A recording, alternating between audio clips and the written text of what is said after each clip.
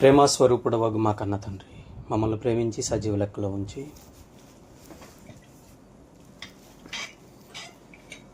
ప్రస్తుతమున్న సమాజంలో అవసరమైన మాటలు నేర్చుకోవడానికి మీరు రాసి ఇచ్చిన ఈ గ్రంథాన్ని ఆలోచిస్తుండగా మీరే తోడేడుగుండండి తండ్రి. మా బ్రతుకులను సరిచేసుకోవటానికి మీరు ఎంత గొప్ప గ్రంథాన్ని ఇచ్చారో, సమాజంలో జరుగుతున్న ప్రతి సమస్యకు, ప్రతి వాదానికి బైబిల్ ఎంత గొప్ప నిర్వచనాలు ఇచ్చిందో తెలుసుకొనిచుండగా మీరే తోడేడుగా ఉండండి. ఈ కార్యక్రమం చివరి వరకు కూడా మీరే తోడేడుగా ఉండండి. ఎటువంటి అభ్యంతరము లేకుండా తండ్రి, చక్కగా మీ మాటలు ఆలోచించుకొని ఈ కడవరి కాలంలో మోసపుచ్చే మాటలు, వాదనలు ఎన్నో వినబడుతుండగా వినటానికి వచ్చిన ప్రతి ఆత్మ స్థిరులుగా కదలని వారిగా ఉండగలుగుటకు మీ వాక్యాలు అర్థం చేసుకునే జ్ఞానము దయచేయమని, అర్థం చేయించే వివేకము, జ్ఞానము, తేటమైన ఆలోచన విధానాన్ని నాకు ప్రసాదించమని వేడుకుంటూ ఈ ప్రార్థన క్రీస్తు వారి శ్రేష్టమైన నామములో అడిగి వేడుకొంచున్నాం తండ్రి, ఆమేన్. అందరికీ వందనాలు. ముఖ్యంగా ఈరోజు ఒక అద్భుతమైన విషయాన్ని నేర్చుకునే ప్రయత్నం చేద్దాం. ప్రస్తుతం ఉన్న సమాజంలో యేసుక్రీస్తు వారి గురించి, ఎస్పెషల్లీ ఈస్టర్ దినాల్లో చాలా ప్రాబల్యం పొందిన ఒక విషయాన్ని ఈరోజు గుర్తు చేసుకునే ప్రయత్నం చేద్దాం. దాని గురించి బైబిల్లోకి వెళ్ళి మనం ఆలోచించే ప్రయత్నం చేద్దాం. ఏంటంటే,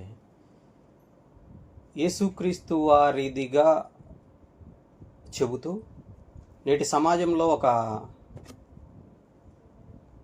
వస్త్రం దొరికితే ఆ వస్త్రము యేసుక్రీస్తు వారు చనిపోయినప్పుడు చుట్టిన నారబట్టే అని చెబుతూ, ఆ నారబట్టల్లో ఉన్న డిఎన్ఏని పరిశీలించినప్పుడు ఆ డిఎన్ఏలో 40% భారతీయ మూలాలకు సంబంధించిన ఒక డిఎన్ఏ ఉంది అని చెబుతూ, క్రైస్తవులైన వాళ్ళు ఎలా చెప్పుకుంటున్నారంటే యేసుక్రీస్తు వారు కూడా భారతదేశానికి వచ్చి వెళ్ళాడు, భారతదేశానికి సంబంధించిన మూలాలు ఉన్నాయి ఆయనలో అని చెప్పుకుంటున్నారు.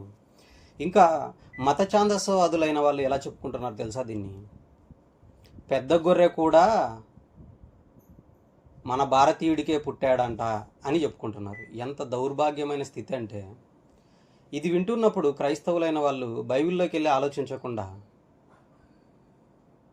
దాని మూలాలకు వెళ్ళి ఆలోచించకుండా,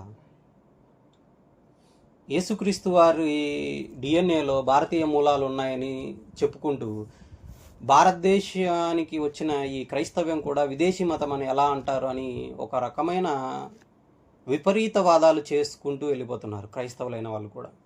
అందుకే ఆ విషయాన్ని గురించి బైబిల్లోకి వెళ్ళి మనుషుల మాటలు, మనుషుల వాదనలను పక్కనెట్టి బైబిల్లోకి వెళ్ళి ఆలోచిద్దాం. అంతకంటే ముందుగా దీని గురించి ప్రజలు ఏమనుకుంటున్నారు అన్న విషయాన్ని మీకు జస్ట్ ఒక చిన్న షార్ట్ రూపంలో మీకు షేర్ చేస్తాను. జాగ్రత్తగా చూడండి. చిట్టి, హోస్ట్ యాక్సెస్ ఇవ్వు. షేర్ చేయడానికి ఆప్షన్ లేదు నాకు. Okay, thank you. మీకు స్క్రీన్ షేర్ చేయబడిన తర్వాత చెబుతున్న మాటలు జాగ్రత్తగా వినండి. మీకు అర్థం అవ్వాలని నేను తెలుగులోనే షేర్ చేస్తున్నాను.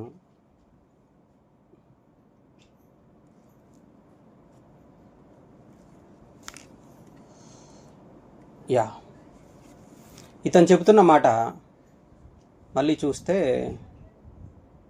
Guys, Jesus Christ Indiana? మన Indian connection shroud of Turin లో ఉన్నట్టుగా సైంటిస్టులు చెప్తున్నారు. బేసిక్ గా ష్రౌడ్ ఆఫ్ ట్యూరిన్ అంటే క్రిస్టియన్స్ ప్రకారంగా జీసస్ చనిపోయిన తర్వాత ఈ క్లాత్ తో వ్రాప్ చేశారు. ఆ క్లాత్ పేరే ష్రౌడ్ ఆఫ్ ట్యూరిన్. ఇది కొన్ని వేల సంవత్సరాల ఓల్డ్ క్లాత్. ఇటలీలోని ఒక చర్చ్ లో ఉంది. ఈ క్లాత్ పైన క్లియర్ గా జీసస్ క్రైస్ట్ యొక్క బోన్స్ మార్క్స్, ఫేషియల్ మార్క్స్ కూడా క్లియర్ గా కనబడతాయి. 2026 లో యూనివర్సిటీ ఆఫ్ పాండోవా ఈ క్లాత్ యొక్క శాంపుల్ ని టెస్టింగ్ కి తీసుకున్నారు. టెస్ట్ చేసిన తర్వాత ఏం తెలిసిందంటే 40% ఆఫ్ హ్యూమన్ డిఎన్ఏ ఈ క్లాత్ పైన ఉంది. కానీ షాకింగ్ విషయం అంటే అది Indian ancestry that. DNA India నుంచి ఉండడం రియల్ గా హిస్టరీనే మార్చేస్తుంది. ఇక్కడ 2 పాసిబుల్ పాయింట్స్ అయి ఉండొచ్చు. ఒకటొచ్చేసి షౌడ్ ఆఫ్ ట్యూరిన్ క్లాత్ ని కొన్ని వేల మంది టచ్ చేస్తూ ఉంటారు, అలా కంటామినేషన్ అయి ఉండొచ్చు. సెకండ్ పాయింట్ వచ్చేసి కొన్ని వేల సంవత్సరాల నుంచి ఇండియా క్లాతింగ్ కి చాలా ఫేమస్, అలా ఇండియన్ క్లాత్ ఏమన్నా ట్రావెల్ అయి ఉండొచ్చు. సో మీకేమనిపిస్తుందో కామెంట్ సెక్షన్ లో చెప్పండి. Guys, Jesus Christ Indiana? మన ఇండియన్ కనెక్షన్ షౌడ్ ఆఫ్ ట్యూరిన్ లో ఉన్నట్టుగా సైంటిస్టులు చెప్తున్నారు. బేసిక్ గా షౌడ్ ఆఫ్ ట్యూరిన్ అంటే క్రిస్టియన్స్ ప్రకారంగా జీసస్ చనిపోయిన తర్వాత ఈ క్లాత్ తో వ్రాప్ చేశారు. ఆ క్లాత్ పేరే షౌడ్ ఆఫ్ ట్యూరిన్. ఇది కొన్ని వేల సంవత్సరాల ఓల్డ్ క్లాత్. ఇటలీలోని ఒక చర్చ్ లో ఉంది. ఈ క్లాత్ పైన క్లియర్ గా జీసస్ క్రైస్ట్ యొక్క బోన్స్ మార్క్స్, ఫేషియల్ మార్క్స్ కూడా క్లియర్ గా కనబడతాయి. 2026 లో యూనివర్సిటీ ఆఫ్ పాడోవా విన్నారు కదా. మీకు ఇంకా కొన్ని అతను చెప్తున్నది ఏంటంటే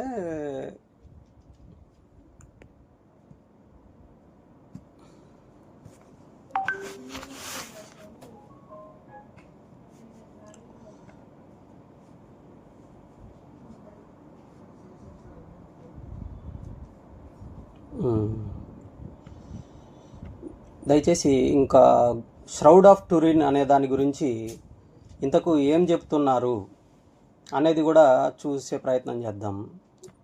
వికీపీడియాలో యా కనబడుతుందా? తెలుగులోనే అది ట్రాన్స్లేట్ చేసి చదువుతున్నాను, జాగ్రత్తగా చూడండి. ట్యూరిన్ ఆఫ్ షౌడ్, అదే షౌడ్ ఆఫ్ ట్యూరిన్ అంటారు. ఇటలీలోని ట్యూరిన్ క్యాథెడ్రల్లో భద్రపరచబడిన 14 అడుగుల నారవస్త్రం. దీనిపై సిలువ వేయడం వల్ల కలిగిన గాయాలతో ఉన్న ఒక మనిషి యొక్క అస్పష్టమైన చిత్రం ఉంది. ఇది నజరేత్ యేసుదేనని చాలామంది నమ్ముతారు. ఈ మాట నోట్ చేసుకోండి. ఇక్కడ చెప్తున్న మాట 1988లో కార్బన్ డేటింగ్ ప్రకారం ఇది మధ్యయుగ కాలానికి అనగా 1260 నుంచి 1390 మధ్యకు చెందినదని తేలినప్పటికీ కొంతమంది పరిశోధకులు దీన్ని వ్యతిరేకిస్తూ అంతకు ముందున్న వేరే తేదీలను ఉదాహరిస్తున్నారు. శ్రౌడ్కు సంబంధించిన ముఖ్య వివరాలు: వివాదం మరియు విజ్ఞానం. ఈ రెండు చూడండి. ఈ కళాఖండం చరిత్రలో అత్యంత ఎక్కువగా అధ్యయనం చేయబడిన వాటిలో ఒకటి. కొన్ని అధ్యయనాలు మధ్యయుగపు నకిలీ అని సూచిస్తుండగా మరికొన్ని దానిలోని చిత్ర లక్షణాలను ఆధునిక విజ్ఞానం వివరించలేదని వాదిస్తున్నాయి. ఇదొకటి. తర్వాత 2026 శాస్త్రీయ పరిశోధనలు. ఇందాక అబ్బాయి చెప్పాడు కదా, పడోవా విద్యాలయంలో గినియా బార్కాసియా ఇటీవల జరిపిన డిఎన్ఏ విశ్లేషణలో పలువురు వ్యక్తులు, మొక్కలు, జంతువులకు చెందిన భారీ వైవిధ్యభరితమైన డిఎన్ఏతో పాటు ఆ నూలు భారతదేశంలో ఉద్భవించి ఉండవచ్చుననే ఆధారాలు కనుగొనబడ్డాయి. ఇంకొక క్లిప్పు దానికి సంబంధించిందే. భౌతిక లక్షణాలు వచ్చేసి ఇది ముళ్ళ కిరీటం మరియు కొరడా దెబ్బల గుర్తులు కలిగిన నగ్న పురుషుని సూచిస్తుంది. ఇందులో జెరూసలేం ప్రాంతానికి అనుగుణంగా ఉండే పుప్పడి కూడా ఉంది. చరిత్ర: 14వ శతాబ్దంలో ఫ్రాన్స్లో నమోదు చేయబడిన ఇది 1532లో అగ్ని ప్రమాదంలో దెబ్బతిని 1578లో ట్యూరిన్కి తరలించబడింది. చర్చి వైఖరి: రోమన్ క్యాథలిక్ చర్చి ఆ కఫన్ వస్త్రం యొక్క ప్రామాణికతను విశ్వసించాలని కోరదు. దానిని విశ్వాసానికి సంబంధించిన విషయంగా కాకుండా పూజించదగిన ఒక శక్తివంతమైన వస్తువుగా పరిగణిస్తుంది. రోమన్ క్యాథలిక్ క్యాథెడ్రల్లో పెట్టారు కదా ఇది, ట్యూరిన్ అనే ప్రాంతంలో. దీన్ని విశ్వాసానికి సంబంధించిన విషయంగా కాకుండా పూజించదగిన ఒక శక్తివంతమైన వస్తువుగా పరిగణిస్తుంది అని చెబుతున్నారు. మరి దీని గురించి మనం నేర్చుకునే ప్రయత్నం చేద్దాం. యాక్చువల్గా షౌడ్ ఆఫ్ ట్యూరిన్ అనేది 1353లో ఆ నారవస్త్రాన్ని తీసుకొని ఒక బిషప్ ఇది ఆ నారవస్త్రాన్ని చూసిన తర్వాత ఇది యేసుక్రీస్తు వారి సిలువ వేసిన తర్వాత సమాధి చేయబడినప్పుడు చుట్టబడిన నారబట్ట అని చర్చిలో ప్రకటించాడు. ప్రకటించిన తర్వాత దాన్ని కొంతకాలం అక్కడుంది. తర్వాత అగ్ని ప్రమాదానికి గురయ్యి తర్వాత కొంత భాగం కాలిపోయి 1532లో ట్యూరిన్ ప్రాంతంలో ఒక మ్యూజియంలో, అది కూడా రోమన్ క్యాథలిక్ చర్చి క్యాథడ్రల్లో ఇది ఉంచబడింది. ఇప్పటికీ అది సందర్శకులకు అందుబాటులో ఉంది. దీని మీద 123 శాస్త్రీయ పరిశోధనలు జరిగాయి కార్బన్ డేటింగ్తో పాటు.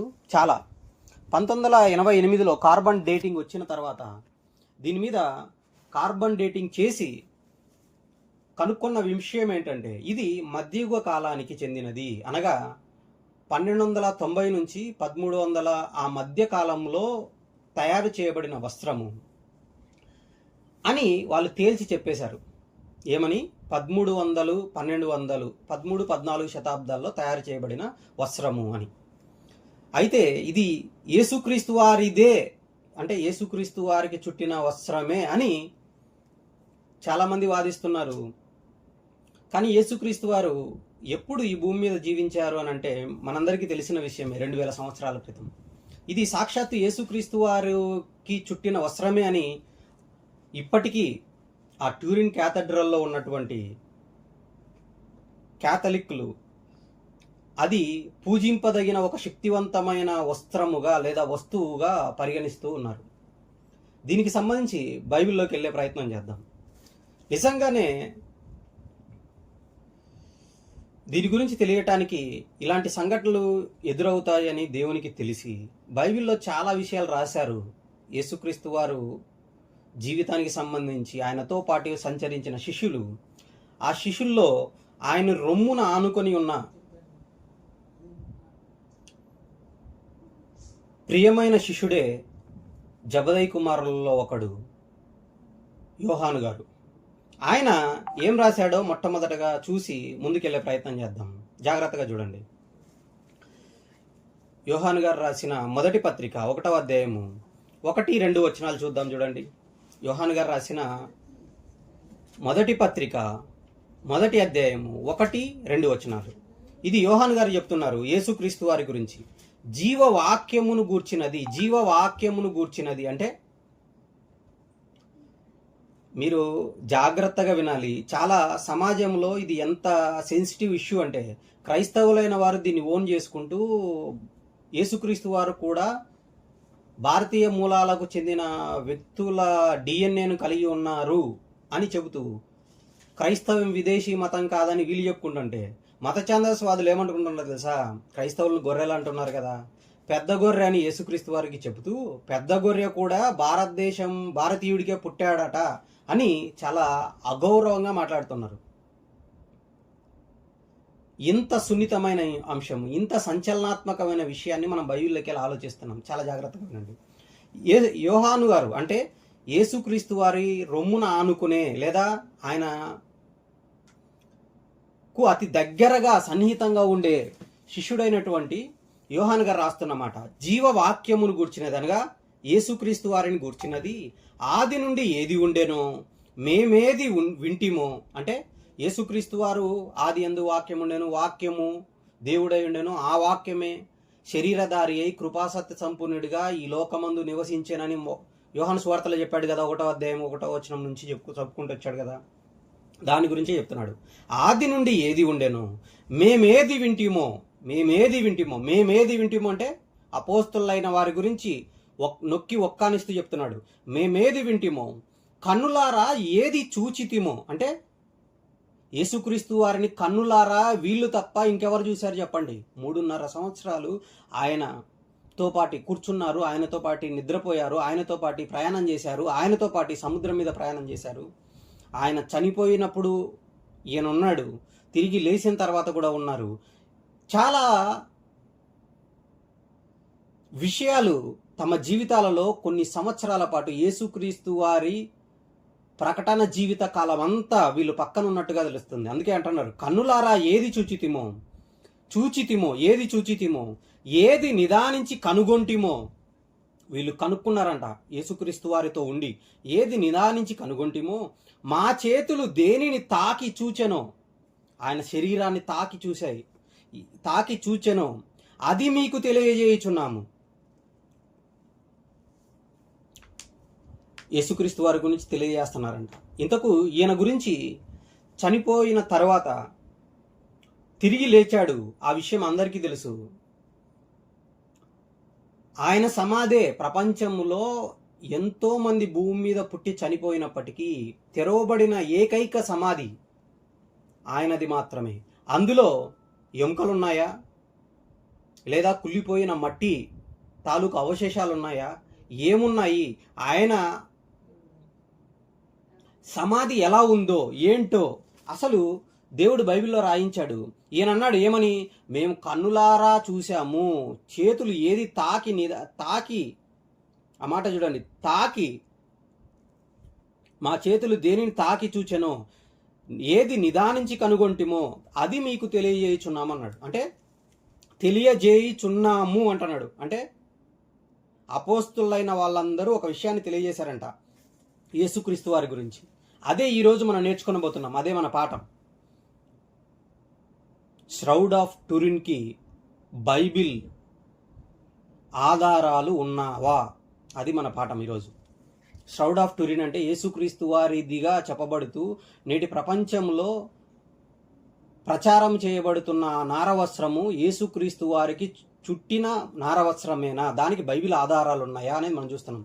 ఆల్రెడీ కార్బన్ డేటింగ్ చేసి ఇది యేసుక్రీస్తు వారి కాలానికి చెందినది కాదు అని శాస్త్రం నిరూపించేసింది. కానీ బైబిల్లోకి వెళ్ళి దాన్ని మనం సర్టిఫై చేయగలగాలి. దాన్ని నిరూపించిందా లేదా అనేది మనము వాక్యాన్ని బట్టి నిరూపించుకోవాలి, నిర్ధారించుకోవాలి అన్న ఉద్దేశంతోనే ఈ పాఠాన్ని ఆలోచిస్తున్నాం. జాగ్రత్తగా చూడండి.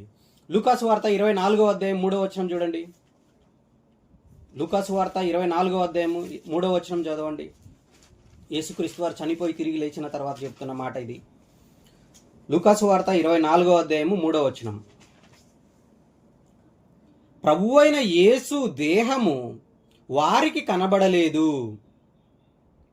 ఇందును గూర్చి వారికేమీ తోచకుండగా ప్రకాశమానమైన వస్త్రములు ధరించిన ఇద్దరు మనుషులు వారి యొద్ద నిలవబడిరి. వారు భయపడి ముఖములను నేలను మోపి ఉండగా వీరు ఏమంటున్నారు? సజీవుడైన వానిని మీరెందుకు మృతులలో వెతుకుచున్నారు? ఆ మాట అండర్లైన్ చేసుకోండి. సజీవుడైన వానిని మీరెందుకు మృతులలో వెతుకుచున్నారు అంటే యేసుక్రీస్తు వారు చనిపోయినాడు లేఖనాల ప్రకారం సమాధి చేయబడ్డాడు, లేఖనాల ప్రకారంగా 3వ దినాన తిరిగి లేచాడు.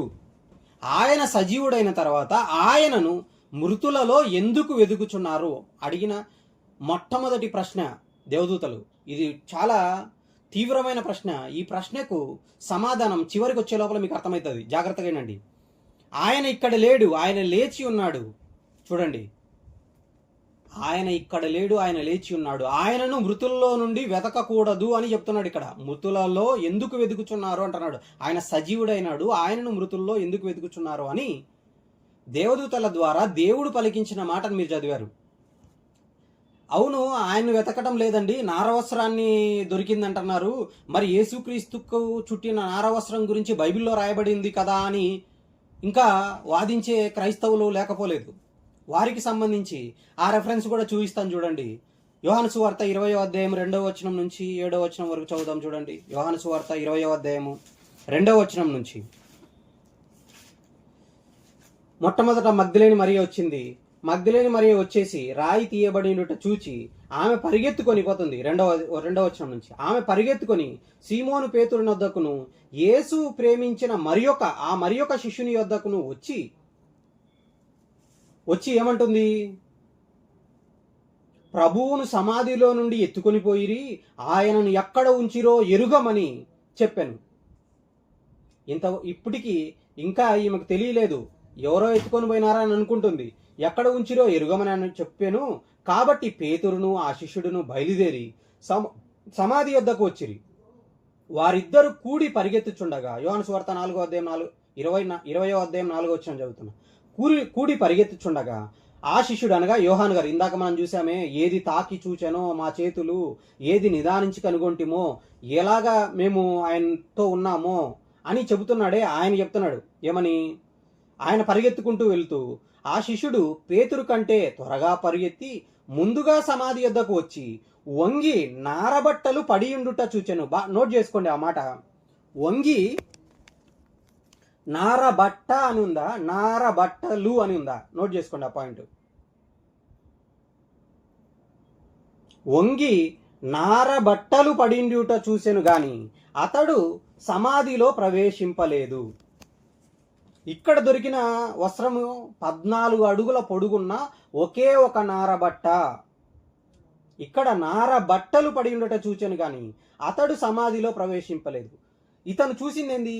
వంగి నార బట్టలు పడి ఉండట చూచాడు కానీ సమాధిలో ప్రవేశించలేదు. అంతటా సీమోను పేతురు అతని వెంబడి వచ్చి సమాధిలో ప్రవేశించి, ఈయన కూడా ఏమంటున్నాడు?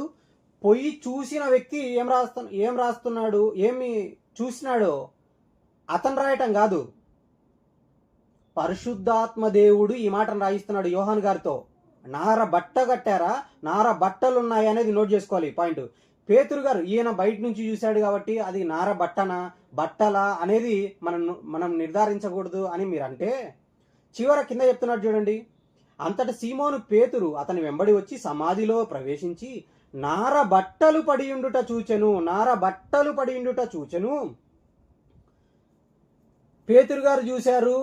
పేతురు యోహాను గారు బట్టలు అనుకున్నారండి అని అంటే, అసలు బైబిల్లో రాయబడిన ప్రతి సున్నా పొల్లు కూడా భావాన్ని బట్టి ఆలోచించుకుంటూ ముందుకెళ్తే ప్రతిదీ కూడా పరిశుద్ధాత్మ దేవుడు సర్టిఫై చేసి రాసిన మాట ఇది.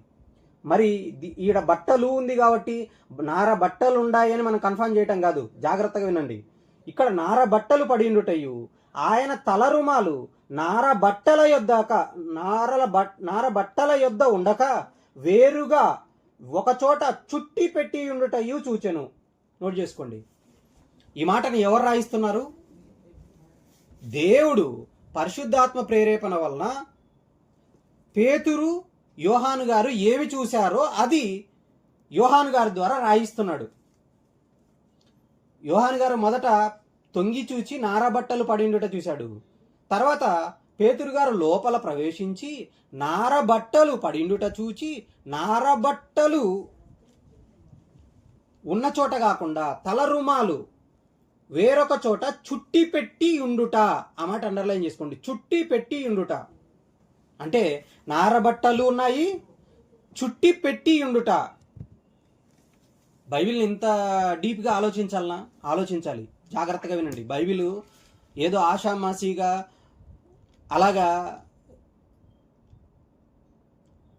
ఏదో న్యూస్ పేపర్ చదువుకుంటా పోయినట్లు, లేదా మార్కుల కోసం విద్యార్థులు పాఠ్య పుస్తకాల్లోని పాఠ్యాంశాలను ఇంపార్టెంట్ క్వశ్చన్లను బట్టి పట్టినట్టు చదివితే బైబిల్ రాదు. ఇక్కడ రాయబడుతున్న మాట చూస్తే వంగి నారబట్టలు పడిండుట చూచెను గాని అతడు సమాధిలో ప్రవేశింపలేదు. యోహాను గారు అంతటా సీమోను పేతురు అతని వెంబడి వచ్చి సమాధిలో ప్రవేశించి నార బట్టలు పడిండుటయు ఆయన తలరుమాలు అంటే యేసుక్రీస్తు వారి తలరుమాలు నార బట్టల యొద్ద ఉండక వేరుగా ఒక చోట చుట్టి పెట్టి ఉండుటయు చూచెను. ఇది రాయబడింది. ఇది ఎప్పుడు జరిగిన సందర్భం? 2000 సంవత్సరాల కిందట యేసుక్రీస్తు వారు చనిపోయి తిరిగి లేచిన రోజు ఉదయాన్నే జరిగిన సందర్భం ఇది. యేసుక్రీస్తు వారు తిరిగి లేచారు. తిరిగి లేచిన తర్వాత శిష్యులతో కలిసి ఉన్నాడు. తోమా అనే ఆయన గురించి మీకు తెలుసు. ఆయన ఏకంగా చేతులలో వేలు పెట్టి చూశాడు. పక్కలో బల్లెపు గాయం ఉంటే అందులో కూడా వేలు పెట్టి చూశాడు అని మీకు తెలిసిన విషయం కాబట్టి నేను చూపించట్లేదు. మరి ఇలా చూసిన వీళ్ళు అపోస్తులందరి గురించి ఆయన ఏమంటున్నాడు? ఇందాక చదివామే, ఆ రెఫరెన్స్ మళ్ళీ చూద్దాం. చూడండి. యోహాను గారు రాసిన మొదటి పత్రిక 1వ అధ్యాయము 1వ వచనం. అపోస్తులందరూ ఆయన గురించి ఎలా ప్రచురం చేస్తున్నారు, యేసుక్రీస్తు వారిని ఎలా ప్రకటించారు అనేది మనకు తెలియాలి. బైబిల్ లేని కాలంలోనే ఆయన గురించి ఎలా ప్రకటించారు అనేది మనకు తెలియాలి. యోహాను పత్రిక 1వ అధ్యాయము 1వ వచనం. జీవవాక్యమును గుర్చినదనగా యేసుక్రీస్తు వారిని గుర్చినది. ఆది నుండి ఎవరు ఉన్నారో మేమేది వింటిమో కన్నులారా ఏది వాక్యాన్ని ఏది చూచితిమో ఏది నిదానించి కనుగొంటిమో మా చేతులు దేనిని తాకి చూచెనో అది మీకు తెలియజేయుచున్నాము అన్నాడు. చూసారా? మరి ఇప్పుడు దొరికిన వస్త్రం ఎప్పుడుది? 2000 సంవత్సరాల క్రితంది కాదు అని మనకు అర్థమైంది. పోని అప్పుడుదే అని వాదించే వాళ్లకు ఇంకా మనం ఏం చెప్పలేము. ఎందుకు? ఆ వస్త్రము భారతదేశంలో నేయబడిన వస్త్రము అనేది కూడా వాళ్ళు ఫైండ్ అవుట్ చేశారు. అది కూడా ఏ కాలానికి చెందిందంటే 1200, 1300 కాలాల మధ్యలో నేత వేయబడిన ఒక భారతీయ వస్త్రం అది. ఆ వస్త్రము ఒక వ్యక్తికి చుట్టి ఉంది. అది కూడా 14 అడుగుల వస్త్రము. ఇక్కడ నార బట్టలు ఉన్నాయి, తల రుమాలు వేరొక చోట చుట్టి పెట్టి ఉంది అని రాయబడింది. మరి అవును కదండి, యేసుక్రీస్తు వారి గురించి డిఎన్ఏ అంటున్నారు, ఇదంటున్నారు. అది కూడా ఆ షేప్ చూస్తే ఖచ్చితంగా యేసుక్రీస్తు వారికి తల కిరీటం పెట్టినట్టు, చేతుల మీద రక్తపు గాయాలు, ఇవన్నీ చూస్తే యేసుక్రీస్తు వారు ఉన్నట్టే ఉన్నారు కదా అని క్రైస్తవులైన వాళ్ళు అనుకోవచ్చు. మరి దీని గురించి బైబిల్ ఏం చెప్పింది? యేసుక్రీస్తును శరీరములో ఉండగా చూచి, ఆయనతో కూడా కూర్చొని, ఆయనతో కూడా భోంచేసి, ఆయనతో కూడా నిద్రపోయి, ఆయనతో కూడా పడవల్లో ప్రయాణం చేసి, ఆయనతో కూడా 3.5 సంవత్సరాలు సహవాసం చేసి, ఆయనతో పాటు నడిచిన, ఆయనను తాకి చూసిన శిష్యులు ఏమంటున్నారు అంటే, ముందుకెళ్దాం.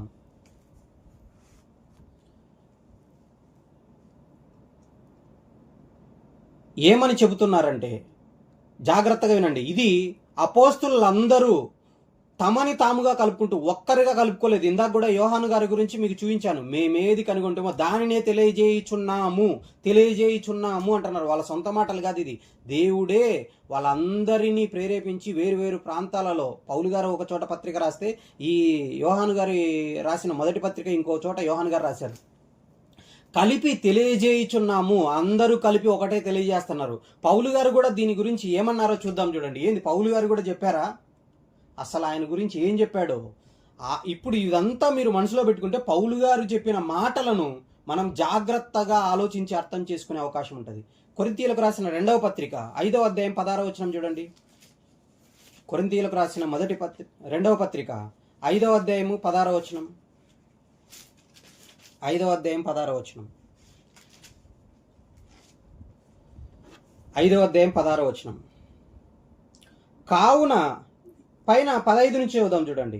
జీవించిన వారిక మీదట తమ కొరకు కాక తమ నిమిత్తము మృతి పొంది తిరిగి లేచిన వాని కొరకే జీవించుటకు ఆయన అందరి కొరకు మృతి పొందినని నిశ్చయించుకొనుచున్నాము.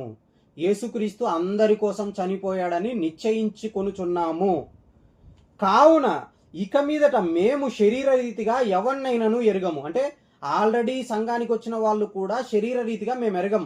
వాళ్ళు పలానా కులం అండి, పలానా వాళ్ళండి, పలానా అంటరాని వాళ్ళండి, ఇలా మేము ఎరగము చెబుతూ, మేము క్రీస్తును శరీర రీతిగా ఎరిగి ఉండినను, ఈ మాట అంటున్నారు చూడండి, మేము క్రీస్తును శరీర రీతిగా ఎరిగి ఉండినను.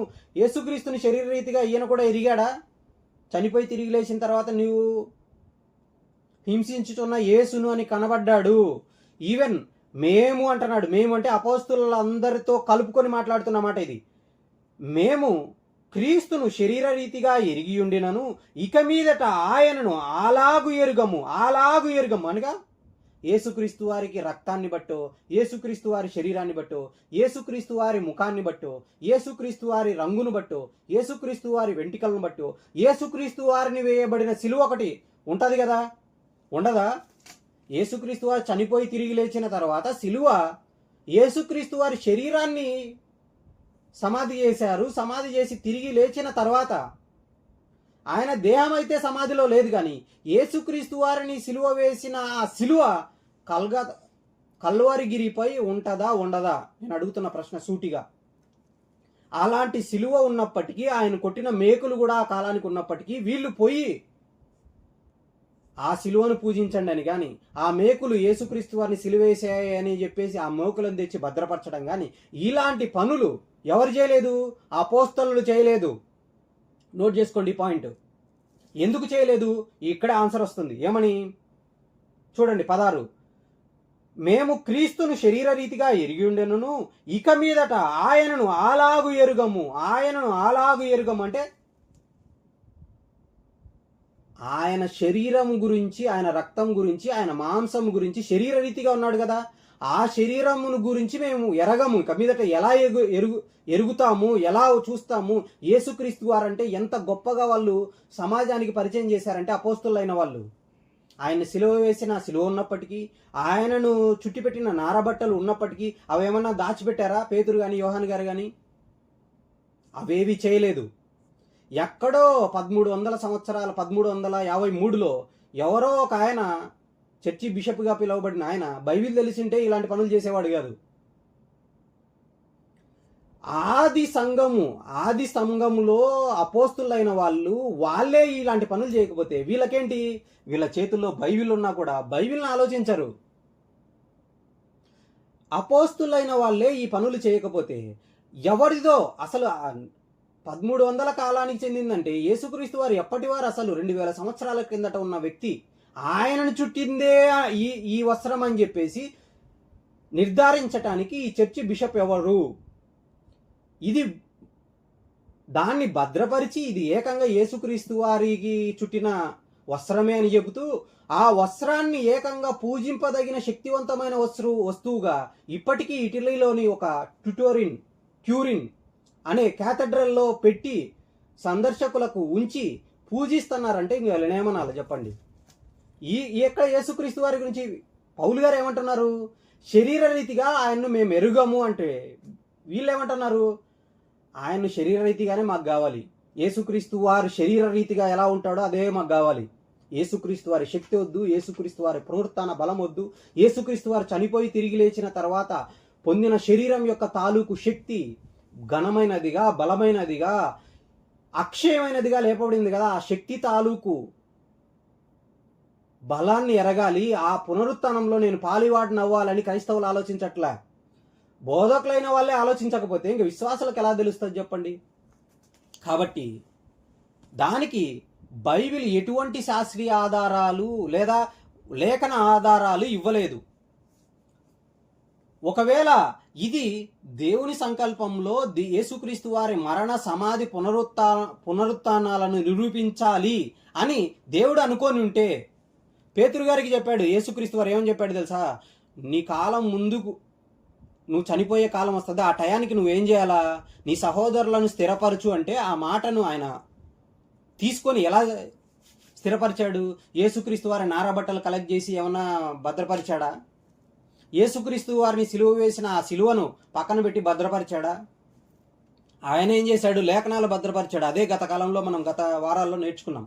మరి ఈనాడు క్రైస్తవులు లేఖనాలలోకి వెళ్ళటం మానేసి, లేఖనాలను భద్రపరచుకోవడం మానేసి, లేఖనాలను తమ హృదయంలో భద్రపరచుకోకుండా ఎక్కడో ఒక వస్త్రం దొరికింది, అది యేసుక్రీస్తు వారిదే అని ఊహించి అది కార్బన్ డేటింగ్ చేసి యేసుక్రీస్తు వారి కాలానికి చెందినది కాదు ముర్రో అని చెబుతున్నా కూడా క్రైస్తవులైన వాళ్ళు ఇది యేసుక్రీస్తు వారిదే అని చెప్పటం ఎంతవరకు వాక్యానుసారం? ఇది పక్కా వాక్య విరుద్ధము. ఇలాంటివి చెప్పటం వల్లనే ఈనాడు మత ఛాందసోదులుగా పిలువబడుతున్న వాళ్ళు ఏమంటున్నారు తెలుసా యేసుక్రీస్తు వారి గురించి? పెద్ద గొర్రె కూడా మన భారతీయుడికే పుట్టాడంటారా అని చెప్పుకుంటున్నారు. ఎంత దరిద్రమైన హేమైన మాటలకు కారణమవుతున్నారు ఇలాంటి వాదనలు తెచ్చి. ఆలోచించండి. ఇంకా చివరిగా మీకు ఒక వచనం చూపిస్తాను చూడండి. యోహాను గారు ఏం చెప్పారో. యోహాను గారు రాసిన మొదటి పత్రిక 3వ అధ్యాయం 1వ వచనం చూడండి. మేము శరీర రీతిగా ఆయన చూసాము, తాకాము, ఆయన చూచాము, కనుగొన్నాము ఇలా అని చెబుతూ మేము ఆయన గురించి శరీర రీతిగా ఎరుగమని పౌలు గారు చెప్పారు. ఇంకా ఈయనేమంటున్నాడు చూడండి. యోహాను గారు రాసిన మొదటి పత్రిక 3వ అధ్యాయం 1వ వచనం. యోహాను గారు రాసిన మొదటి పత్రిక 3వ అధ్యాయం 1వ వచనం.